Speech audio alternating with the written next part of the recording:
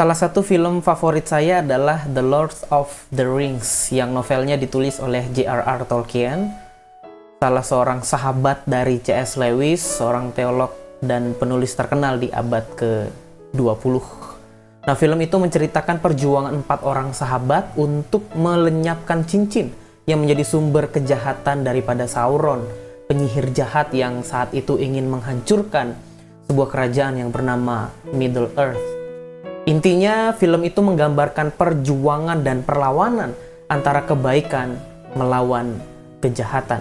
Kisah yang memperjuangkan kebaikan dan menafikan kejahatan. Ketika saya berefleksi tentang film ini, maka tanpa kita sadari sebetulnya hidup kita adalah sebuah perjalanan. Hidup kita adalah sebuah petualangan yang dirangkai menjadi sebuah kisah yang terjalin di dalam sebuah cerita yang ditulis oleh Allah. Kita adalah tokoh-tokoh yang berperan di dalamnya dan kita semua punya visi yang sama. Dan visi itu dapat kita lihat di dalam Roma pasal 12 ayat yang ke-21. Janganlah kamu kalah terhadap kejahatan, tetapi kalahkanlah kejahatan dengan kebaikan. Visi utama di dalam kehidupan kita sebagai tokoh-tokoh cerita di dalam kisah Allah ini adalah untuk mengalahkan kejahatan dengan kebaikan.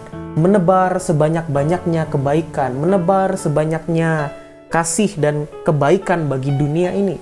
Semakin banyak kebaikan yang kita berikan, semakin banyak kebaikan yang kita taburkan bagi dunia ini, maka semakin berkurang pula kejahatan. Sama seperti ketika kita ingin melenyapkan kegelapan, maka yang kita lakukan adalah menyalakan terang. Kemudian, lenyaplah kegelapan itu. Demikian pula ketika kita ingin menghapus kejahatan dari dunia ini, maka kita perlu menebar kebaikan di mana-mana. Apapun latar belakang kita punya lembar-lembar yang berbeda. Mungkin cerita kita terjalin dalam sebuah buku yang tipis atau tebal, apapun itu. Tetap menjalankan visi yang dari Allah untuk melakukan kebaikan, menebar kebaikan bagi dunia ini.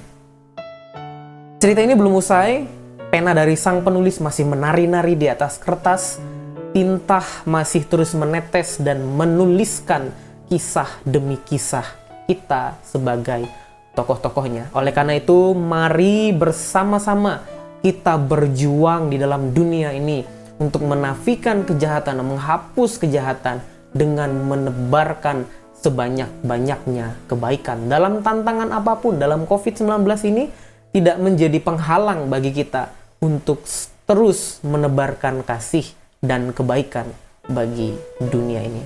Tuhan memberkati. Saya persilakan untuk berdoa secara pribadi, kemudian saya akan menutupnya di dalam doa.